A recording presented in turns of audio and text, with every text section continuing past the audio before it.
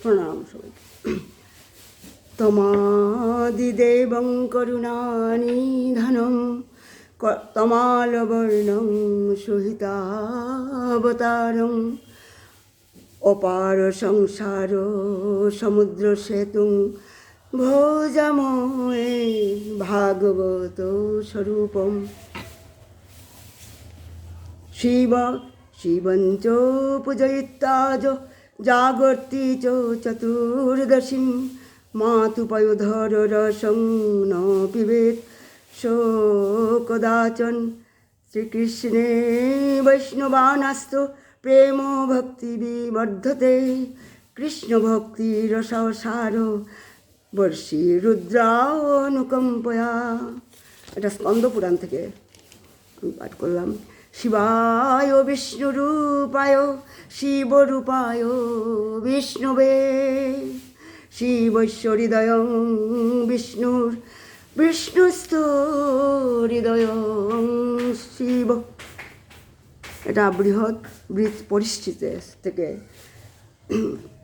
চতুর্দশীতে হর পূজা করে নিশি জাগরণ করলে আর জননীর স্তনপান করতে হয় না, অর্থাৎ পুনর্জন্ম আর হয় না, বিদরিত হয়ে যায়। বৈষ্ণব হয়ে শিবরাত্রির ব্রত করলে হরিভক্তি রসের সারবর্ষী শঙ্করের প্রসাদে শ্রীহরির প্রতি প্রেম ভক্তি, ভগবানের প্রতি প্রেম ভক্তি বর্ধিত হয়ে থাকে।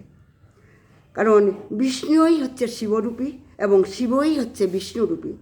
বিষ্ণুই শিবের হৃদয় আর শিবই হচ্ছে বিষ্ণুর হৃদয়।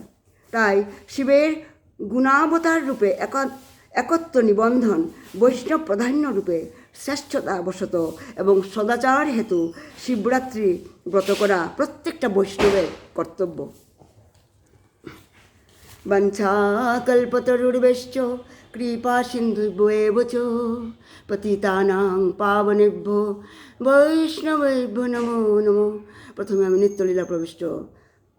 জয়ং বিষ্ণুপাদ পরমহংস মহাভাগবত মহাপুরুষ অষ্টোত্তর শত শ্রী শ্রীমৎ স্বামী শিবানন্দ গোস্বামী মহারাজের চরণে কোটি কোটি দণ্ডবৎ প্রণাম। আর সমস্ত রূপানুগ গুরুবর্গ, গুরু পরম্পরা এবং সমস্ত আচার্যবর্গের এবং সমস্ত সম্প্রদায়ের আচার্যবর্গের চরণে আমার কোটি কোটি দণ্ডবৎ প্রণাম। আর সমস্ত ভক্তবৃন্দকে আমার কোটি কোটি দণ্ডবৎ প্রণাম।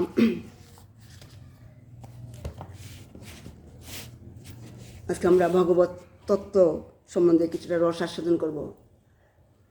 মহাপুরুষের সঙ্গ, মহাপুরুষের কৃপা, মহাপুরুষের স্পর্শ এবং মহাপুরুষের চর্চা করা, এগুলি যদি কোনো জীব যদি যে কোনো কারণে উপলব্ধি করতে পারে, তবে তার থেকে আর বড় ভাগ্যবান আর কেউ নেই।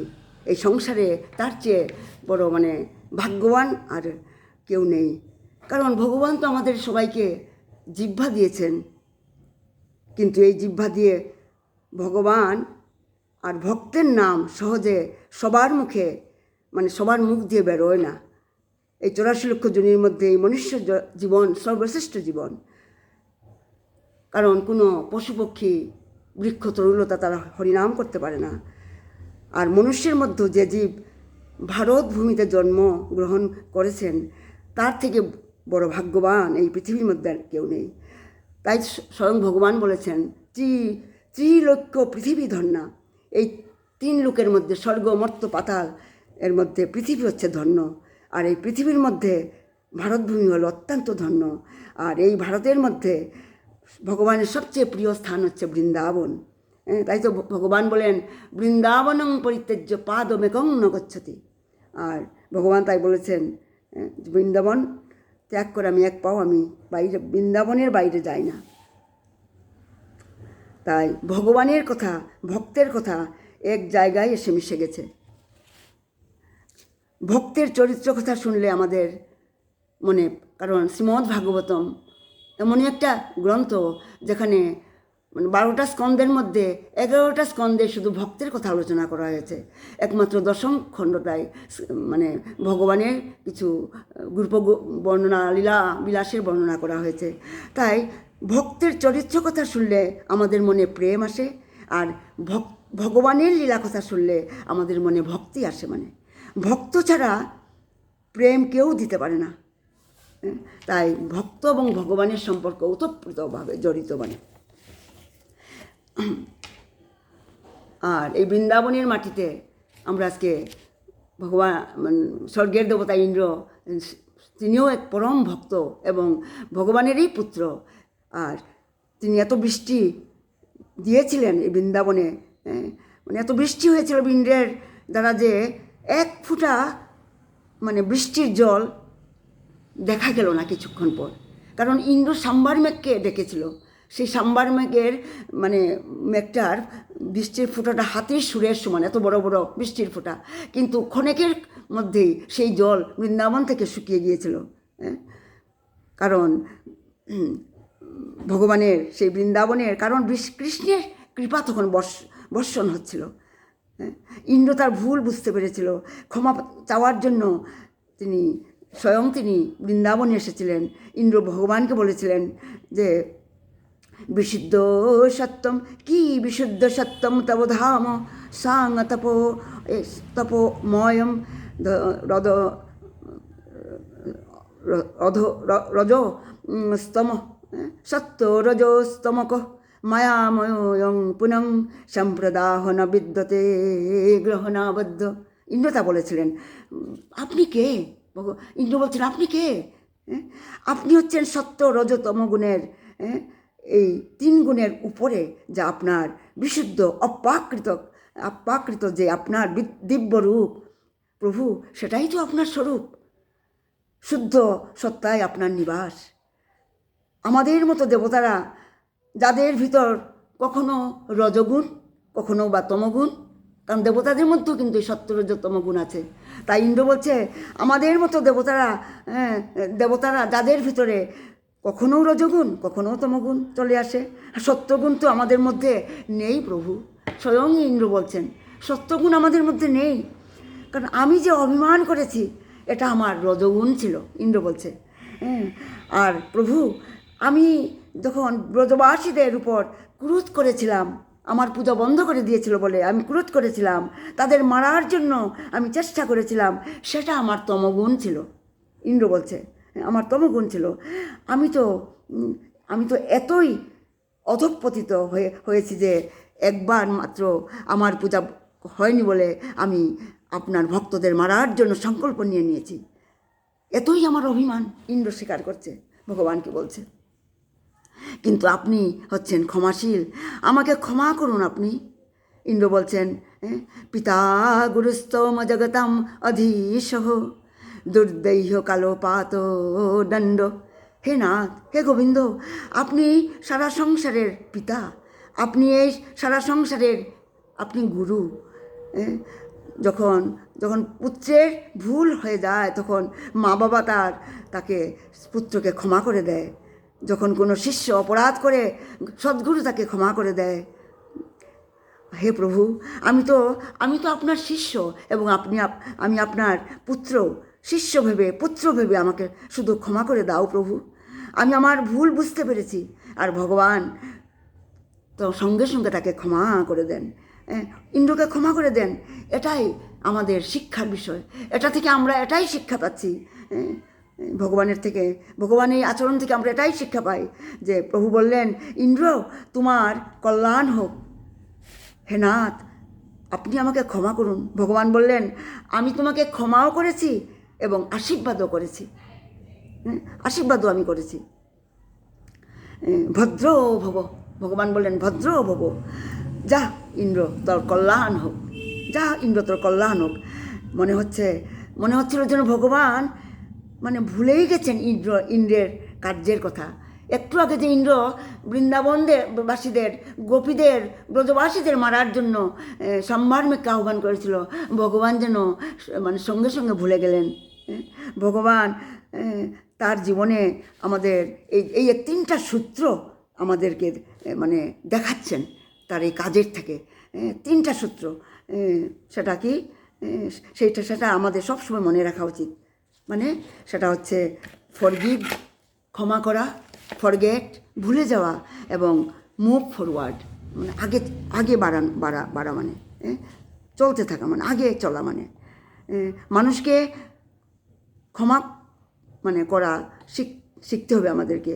মানুষের দোষ ভুলতে শেখা উচিত, যেটা আমাদের গুরুদেব সবসময় বলেন, কারো দোষ দেখা উচিত নয়। আর আমরা কি করি সারা জীবন তো আমরা মনের মধ্যে আমাদের মনের মধ্যে আমরা গাঁট বেঁধে বসে আছি। আমরা বেঁধে আছি যে কি, যে দোষী দেখছি, তুমি এটা করেছো, ওটা করেছো, শুধু ভুলেই আমরা ধরতে থাকি। আর তাই আমাদেরকে মানে নিজের ভুল মানে আমাদেরকে করুণাবান হতে হবে। আমরা ভগবান শ্রীকৃষ্ণের এই ইন্দ্রের সঙ্গে যে করেছিলেন, সেটা থেকে এটাই আমরা শিখতে পারি, ফরগেট, ফরগিভেন, মুভ ফরওয়ার্ড।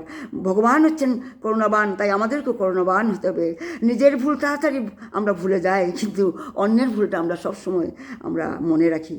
আর প্রভুর কৃপায় জীবনে আমাদেরকে এগিয়ে চলতে শিখতে হবে। এই সংসার কারোর জন্য আটকে থাকে না, সংসার চলতেই থাকে মানে।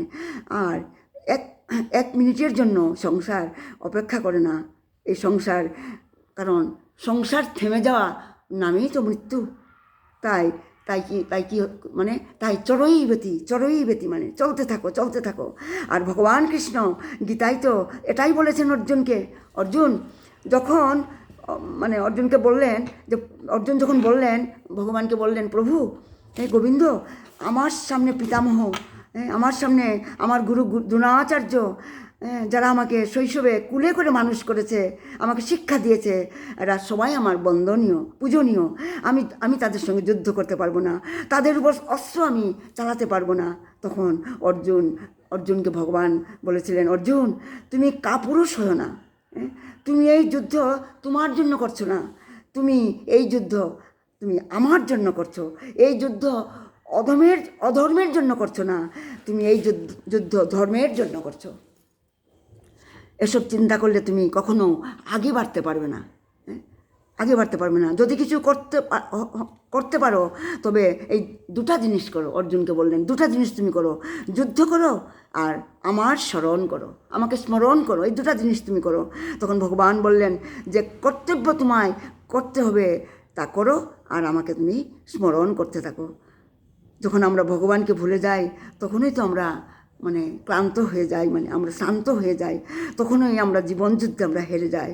আমাদের জীবনে নানা সমস্যা, সবার জীবনের প্রবলেম আছে, সমস্যা আছে, কারণ এগুলি সংঘর্ষ এগুলি আছেই। এমন কোনো ব্যক্তি নেই পৃথিবীতে যার কোনো সমস্যা নেই। এই সংসারে আমরা তো সংঘর্ষ করতেই হবে। একজন ভক্তকেও, একটা সাধককেও কত রকমের যে সংঘর্ষ করতে হয়, কত রকমের প্রবলেমের সম্মুখীন হতে হয়।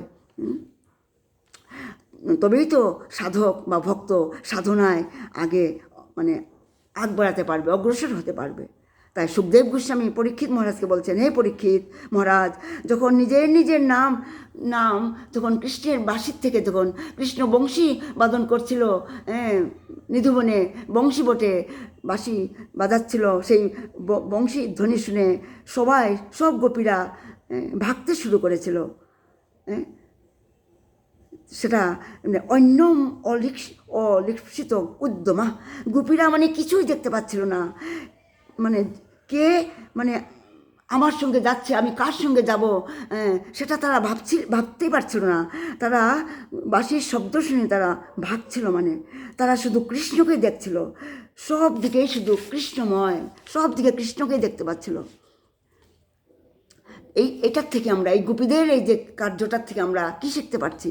এর থেকে আমরা জীবনে যদি পরমাত্মাকে পেতে হয়, তবে আমাদের কারোর জন্য অপেক্ষা করা উচিত নয়, এবং পরমাত্মার ডাক আসলে তবে এর জন্য অপেক্ষা করা উচিত নয়।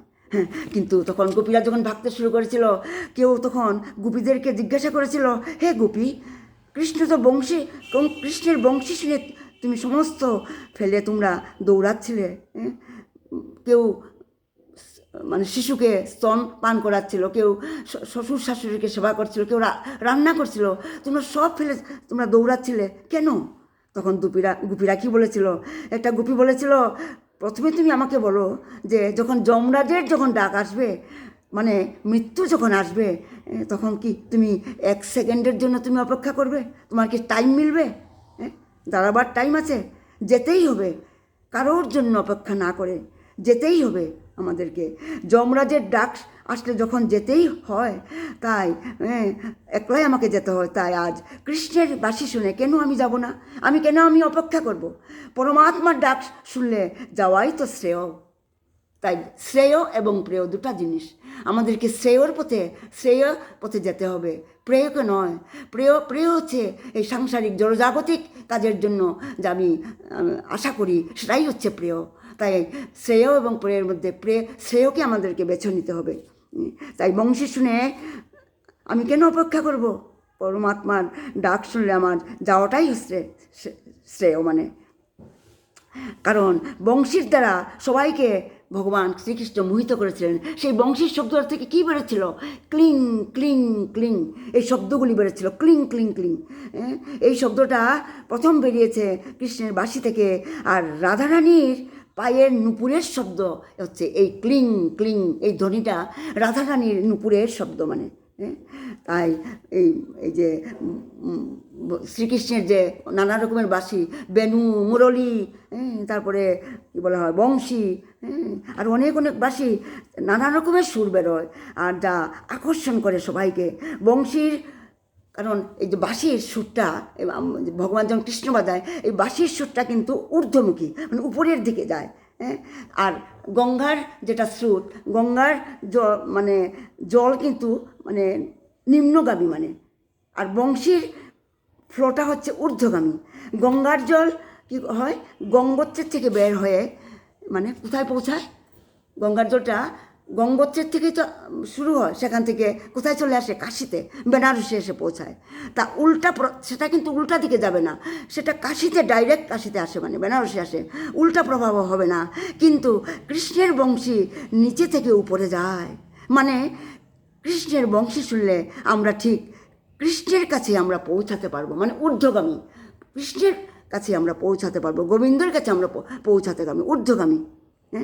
একটা ছোট্ট একটা উদাহরণ, সেটা আমি ক্লাসে বোধহয় আমি 4-5 বছর আগে প্রথম যখন ক্লাস সৎসঙ্গ হয়েছিল, আমি লন্ডন থেকে আমি বোধহয় এটা বলেছি। আমি আবার আজকে আমার ইচ্ছে করছে আবার কারণ তখন তো অনেক ভক্তরা জয়েন করতো না, অল্প সংখ্যক। তাই আমি আবার আজকে পুনরাবৃত্তি করছি সেই সুন্দর একটা লীলা, যেটা আমাদের বিবেকানন্দ যখন আমেরিকায় গিয়েছিলেন, শিকাগোতে সর্বধর্ম সম্মিলন হয়েছিল, সেই সময় কী হয়েছিল, বিবেকানন্দ এইভাবে বলেছিলেন সেই শিকাগো সর্বধর্ম সম্মিলনে, যে আমেরিকার লোকরা তখন পাগল হয়ে গিয়েছিল বিবেকানন্দর সেই কথা শুনে। তারা ভাবছিল এই ব্যক্তি কোন সংস্কৃতি থেকে এসেছেন? আমরা তো ভোগের রাজ্যে ডুবে আছি। সেই আমেরিকার সব লোকরা ভাবছে যে আমরা তো ভোগের রাজ্যে ডুবে আছি, আর এই ব্যক্তি যিনি ইন্ডিয়া থেকে, ভারত থেকে এসেছেন, সে কোন সংস্কৃতি থেকে এসেছেন, কোন দেশ থেকে এসেছেন? এইরকমও কি কোনো দেশ আছে পৃথিবীতে যার সংস্কৃতি এত সাত্ত্বিক, এত সনাতনী? তারা ভাবছিল। তখন সেখানে আমেরিকার এক ব্যক্তি বিবেকানন্দকে প্রশ্ন করেছিলেন।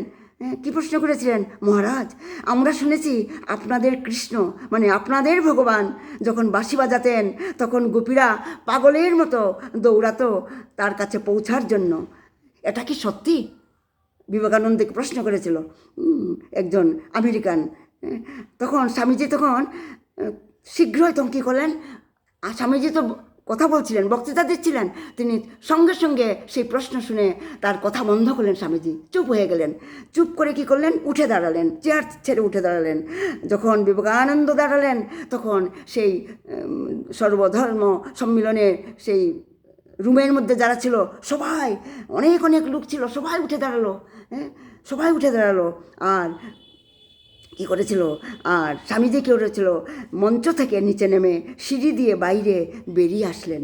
এবং আর যত লোক দাঁড়িয়ে গিয়েছিল সেই ভিতরে যারা ছিল সেই রুমের মধ্যে, হল ঘরে, তারা সবাই পিছে বাইরে চলে এলেন। বিবেকানন্দের সঙ্গে পিছে কেউ, কারো মুখে কথা নেই, নিস্তব্ধ। বিবেকানন্দ কথা বন্ধ করে চলছিলেন, পিছে সবাই চলতে আরম্ভ করলো। স্বামীজি রাস্তায় এসে চলতে লাগলেন, আর সবাই তার পিছে চলতে লাগলো। অনেক দূর গিয়ে বিবেকানন্দ থামলেন, তখন সবাই থেমে গেলেন। পিছনে ফিরে স্বামীজি দেখলেন এবং বললেন, আপনারা আমাকে কেন ফলো করছেন, কেন পিছে আসছেন? আমার পিছে পিছে আসছেন। তখন সবাই বলল, স্বামীজি আপনার কথা, আপনার প্রবচন, আপনার জ্ঞান এইসব শুনে দেখে আমরা আপনার জন্য পাগল হয়ে গেছি, মুগ্ধ হয়ে গেছি, পাগল হয়ে গেছি। আমাদের খুব ভালো লাগছে আপনার সান্নিধ্য।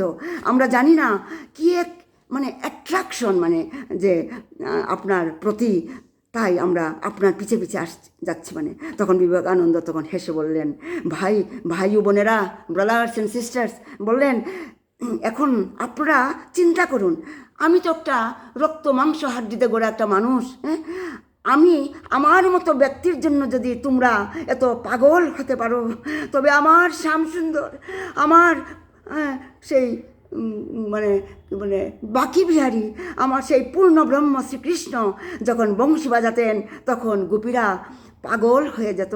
এটা আর কি বড় কথা, সেটা আর কি বড় কথা। আমার মতো মানুষের জন্য যদি তোমরা পাগল হয়ে যেতে পারো, তোমার পূর্ণ ব্রহ্ম সেই সনাতন আমাদের ভগবান শ্রীকৃষ্ণের জন্য যে গোপীরা যে পাগল হয়ে ছুটতো, এটা কি আর বড় কথা?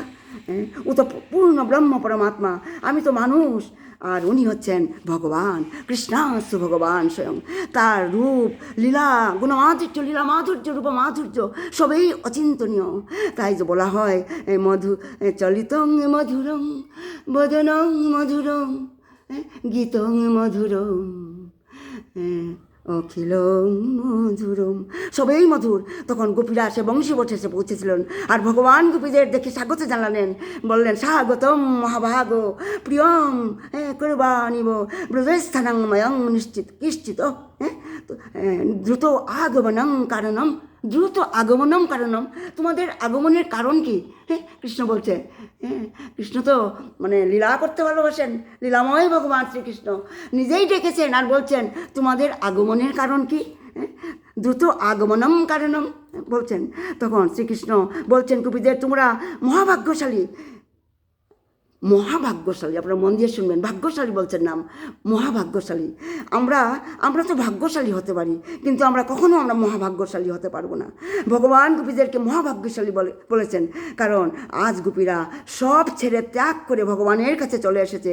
আমাদের কাছে তো আর আমরা এই জড়জাগতে, এই সংসারে আমাদের টাকা পয়সা, সন্তান, ঘর আমাদের কাছে এতই প্রিয়, কিন্তু গোপীরা কৃষ্ণের জন্য সব কিছু ছেড়ে দিয়েছিল, যারা সব কিছু ছেড়ে চলে এসেছিল। আর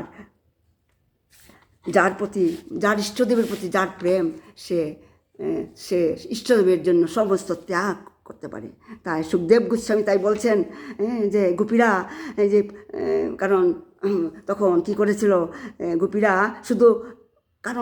শুধু কৃষ্ণকেই চায়। হে পরীক্ষিত মহারাজ, সুখদেব বলছেন গোপীরা শুধু কৃষ্ণকেই চায়, আর কাউকে নয়। গোপীরা তখন প্রণয় গীত করেছিল, কারণ গোপীরা অনেক গীত করেছিল, তার মধ্যে আছে প্রণয় গীত, বেণুগীত, গোপী গীত, ভ্রমর গীত। কিন্তু আজ গোপীরা কী করেছিল? প্রণয় গীত করেছিল। সেই প্রণয় গীতে গোপীরা বলছিল, হে শ্যামসুন্দর, আমরা আপনার জন্য সমস্ত সংসার ত্যাগ করে এসেছি, আপনাকে ছাড়া আমাদের কাউকে চাই না।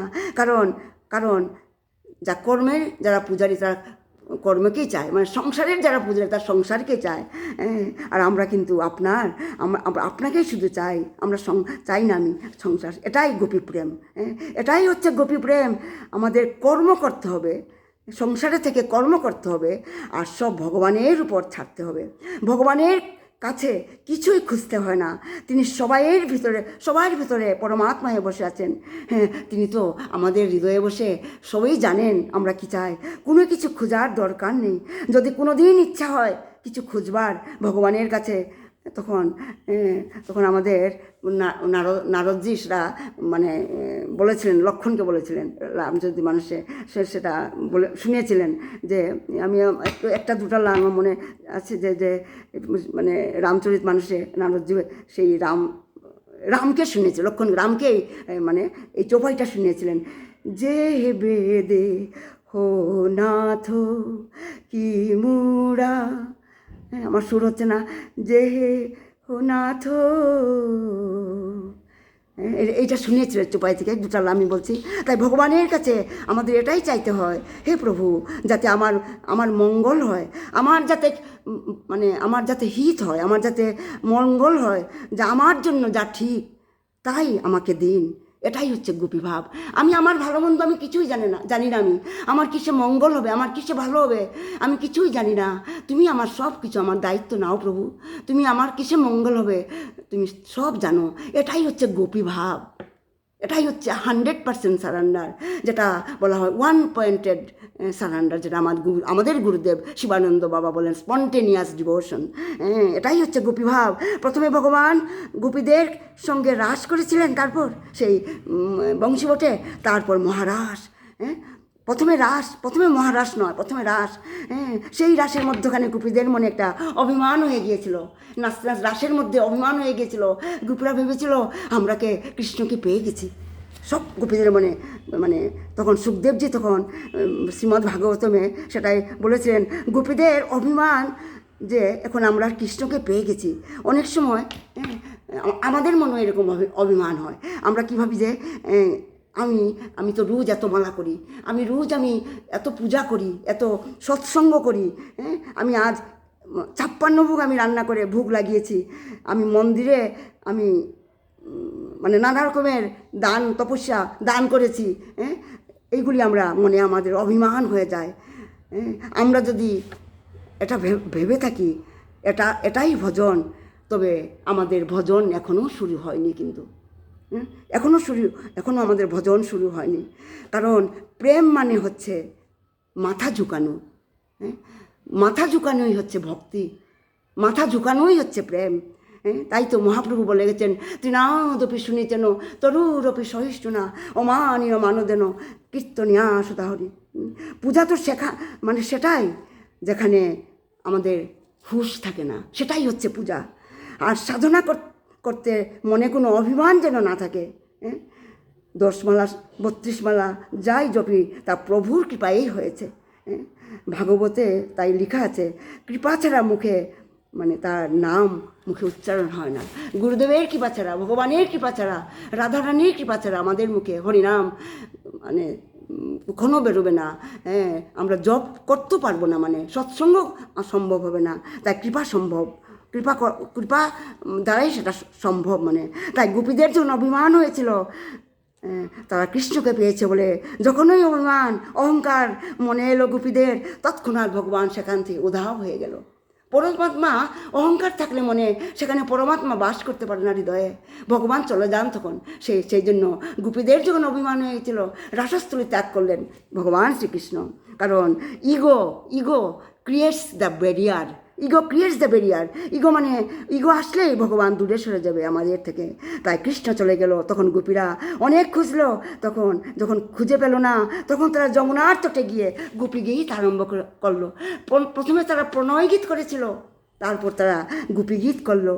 জয়তীতে ধিক জন্মনা ব্রজ শ্রয়ত ইন্দিরা শাশ্বদোত্রহি আরে দয়িত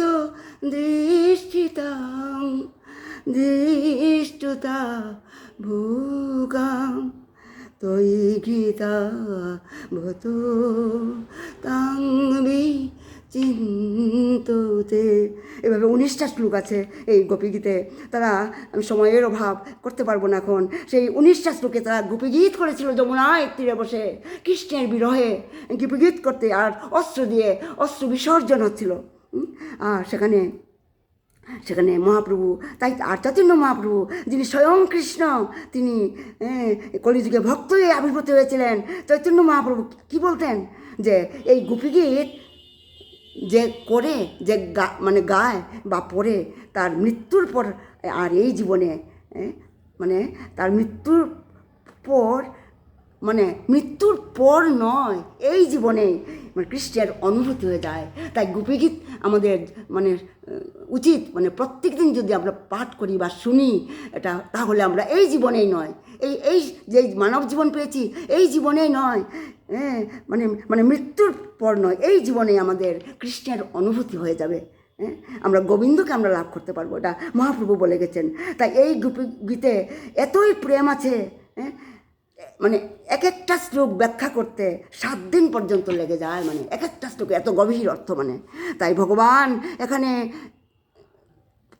এখানে এই যে শ্লোকটা, এই যে আমি এইমাত্র যে করলাম গানটা, গোপীগীতটা, দ্বৈত দৃষ্টিতাং, হ্যাঁ, দ্বৈত, দ্বৈত মানে কি? দ্বৈত এখানে হচ্ছে হে মানে প্রাণ বল্লভ, ভগবানকে দ্বৈত বলে সম্বোধন করা হচ্ছে। হে প্রাণ বল্লভ, গোপীরা বলছে হে প্রাণ বল্লভ, হ্যাঁ হে প্রাণ বল্লভ, আমরা হেরে গেছি। গোপীরা বলল আমরা হেরে গেছি তোমার কাছে, তুমি জিতে গেছো, হ্যাঁ আমাদের অভিমান ভেঙে গেছে। আমরা ভেবেছিলাম আমরা তোমাকে আমাদের সাধন দ্বারা পেয়েছি, আমরা আমাদের তপস্যা করে আমরা তোমাকে পেয়েছি, কিন্তু আমরা এখন ভুল বুঝতে পেরেছি। এখন আমাদের মনে আর অভিমান নেই, একমাত্র কৃপার দ্বারা আমরা তোমাকে লাভ করতে পারবো। তোমার বিরহে আমাদের যে কি অবস্থা হয়েছে, কারণ এক মুহূর্ত তারা, রাধারানী এক মুহূর্তের জন্য তিনি বিরহ সহ্য করতে পারেন না, কারণ শি অলওয়েজ লেমেন্টিং ইন সেপারেশন। তাই বলছেন যে গোপীরা বলছে তোমার বিরহে আমাদের যে কি অবস্থা হয়েছে, হে প্রাণবল্লভ, হে দ্বৈত, তুমি এসে আমাদেরকে দেখা দাও প্রভু। তাই অহংকার আমাদেরকে কি করে? ভগবানের কাছ থেকে দূর করে দেয়, পরমাত্মাকে আমাদের কাছ থেকে দূর করে দেয়। তাই তো বলা হয় অন্নাভিলাষিতা শূন্যম জ্ঞানঙ্করে মাদিয়নাবৃতম অনুকূল্যন কৃষ্ণানুশীলন ভক্তির উত্তমা। গোপীরা কেঁদে কেঁদে গোপীগীত করেছিল, আর কৃষ্ণের জন্য গান গাওয়ার জন্য তাদের সুর কিন্তু একদম বেসুরা হয়নি, সুর দিয়েই তারা গান করছিল। তাই সুখদেবজি পরীক্ষিত মহারাজকে বলছেন তারা কাঁদছিল আর সুর দিয়ে গীত করছিল, বেসুর হয়নি। হে মহারাজ, এটা কি করে সম্ভব? কৃষ্ণের উদ্দেশ্যে গাওয়ার জন্যই এটা সম্ভব হয়েছিল। যখন গোপীরা কৃষ্ণের বিরহে এতই কেঁদেছিল আর গোপীগীত করেছিল, হ্যাঁ, সুখদেবজি বলছেন পরীক্ষিত মহারাজকে, সুখদেবজি বলছেন মনমথো মনমথো, সুখদেবজি বলছেন মনমথো, হ্যাঁ, মানে ভগবান দূরে মানে থাকতে পারলেন না, ভগবান আর গোপীগীত শুনে আর দূরে থাকতে পারলেন না, তিনি চলে এলেন। প্রেমেই ভগবানকে কাছে টেনে আনলো। তাই ভগবান আমাদের কাছে, ভগবান লক্ষ্মীপতি আমাদের কাছে ভগবান কিছুই চান না, শুধু আমাদের মনে ভক্তিটুকুই চান, আমাদের প্রেমই চান। ভগবান আমাদের প্রেম চান। তাই ভগবান আজ গোপীর প্রেমে পাগল হয়ে আবার চলে এলেন। সুখদেবজি পরীক্ষিত মহারাজকে বলছেন মনমথো, এতই সুন্দর রূপ যা কামদেবকেও লজ্জিত করে দেয়। সেই রূপ নিয়ে সেই বংশী মানে বাজাতে গোপীদের মধ্যে ভগবান আমার শ্রী গোবিন্দ, আমার সেই দৈত হে প্রাণবল্লভ সেখানে এসে যমুনার তীরে এসে প্রকট হলেন। আর ভগবান বললেন হে গোপীগণ, তোমাদের প্রেম আমাকে জয় করে ফেলেছো, তোমাদের প্রেম দ্বারা আমাকে তোমরা জয় করে ফেলেছো। তোমাদের প্রেমের জন্য আমি চলে এসেছি। হে গোপীরা, তোমরা শুধু আমার কথাই ভাবছিলে, আমি জানি। আজ আমি স্পষ্ট আমি বলছি, তোমাদের মতো আর কেউ প্রেম করতে পারবে না কোনো দিন। আর আজকের পর যেখানে যেখানে প্রেমের কথা হবে, সেখানে সবচেয়ে আগে তোমাদের নামে উল্লেখ করা হবে। সেটা ভগবান শ্রীকৃষ্ণ গোপীদের সেই যমুনার তটে বসে ভগবান শ্রীকৃষ্ণ বললেন। এইভাবে গোপীগীত যখন করেছিল, তখন কৃষ্ণ অন্তর্ধান হয়েছিল, আর একবার রাধারানীও অন্তর্ধান হয়ে গেছিল। মানে কৃষ্ণর মহারাজ থেকে রাধারানী অভিমান করে চলে গিয়েছিলেন কৃষ্ণের উপর অভিমান করে। তখন ভগবান শ্রীকৃষ্ণ রাধারানীকে দ্বাদশ বনে, নিধুবন, নিকুঞ্জবন, মধুবন, সব বনে খুঁজতে না পেয়ে ভগবান শ্রীকৃষ্ণ ইমলিতলায়, এই যমুনার তীরে ইমলিতলা, আপনারা নিশ্চয় গেছেন, ইমলিতলায় এসে ভগবান শ্রীকৃষ্ণ রাধা নাম জপতে শুরু করেছিলেন। রাধে বলে ইমলিতলায় এসে রাধা নাম জপতে কখন যে তার মানে কৃষ্ণবর্ণ গৌরবর্ণ হয়ে গিয়েছিল 5,500 বছর আগে। রাধার বিরহে রাধা রাসস্থলীকে উধাও হয়ে যাওয়ায় কৃষ্ণ এসে রাধা নাম করতে লেগেছিল। গোপীরা করেছিল গোপীগীত, আর কৃষ্ণ শুধু রাধার নাম করেছিল রাধে। এই রাধে বলতে বলতে কৃষ্ণবর্ণ গৌরবর্ণ হয়ে গেছিল। আর সেটা তখন রাধারানী আর সমস্ত সখীরা সেখানে এসে উপস্থিত হয়েছিল কিছুক্ষণ পর। আর কৃষ্ণকে দেখে বলেছিল, রাধারানী বলেছিল, হে কানা, আরে তোমার কি হয়েছে? তোমার রং কালো বর্ণ কীভাবে গৌরবর্ণ হলো? তখন কৃষ্ণ বললেন, হে রাধে, আমি নিজেই জানি না, আমি তোমার নাম জপতে আমি রাধে বলতে আমি জানি না কখন আমার রং কালো বর্ণ মানে গৌরবর্ণ হয়ে গেছে। তাই এটা থেকে এটাই মানে ইঙ্গিত করছে যে ৫,৫০০ বছর আগে ভগবান এটাই ইঙ্গিত করলেন যে এই কলিযুগে ভগবান শ্রীকৃষ্ণ স্বয়ং তিনি ভক্তরূপে রাধারানীর ভাব এবং অঙ্গকান্তি নিয়ে আসবেন। কারণ রাধা কৃষ্ণ মিলিয় বোধ গৌররূপ অবতারী কীর্তন ধর্ম প্রচারিতে রাধে শ্যাম শ্যাম শ্যাম। আমাকে কেউ বলছে না আমার কতটুকু টাইম হয়েছে, আমি আজ এখানেই বিরাম দিচ্ছি। আমার আচ্ছা থ্যাংক ইউ। এখানে আমি বিরাম দিচ্ছি। জয় শিবানন্দ বাবা কি জয়, বিদায় গো সীতানাথ প্রমানন্দে, হরি হরি বল। জয় জয় ক্ষত্রিধাম কি জয়, নরোত্তম দাস ঠাকুর কি জয়। হরে ব্রজ জন মন সুখকারী রাধে শ্যাম শ্যাম শ্যাম। মূর মুকুট মকরাকৃত কুণ্ডল গলে বৈজ অন্তিমালা চরণ ননুপুর বাজে রাধে শ্যাম শ্যাম শ্যাম। রাধে শ্যাম রাধে শ্যাম রাধে শ্যাম রাধে শ্যাম রাধে শ্যাম রাধে শ্যাম রাধে শ্যাম রাধে শ্যাম। শ্রী রাধে ব্রজ জন মন সুখকারী রাধে শ্যাম শ্যাম শ্যাম। প্রণাম সবাইকে, প্রণাম। আমার ভুল ত্রুটি মার্জনা করবেন। প্রণাম সবাইকে, খুব সুন্দর শুনলাম সবাই। প্রণাম।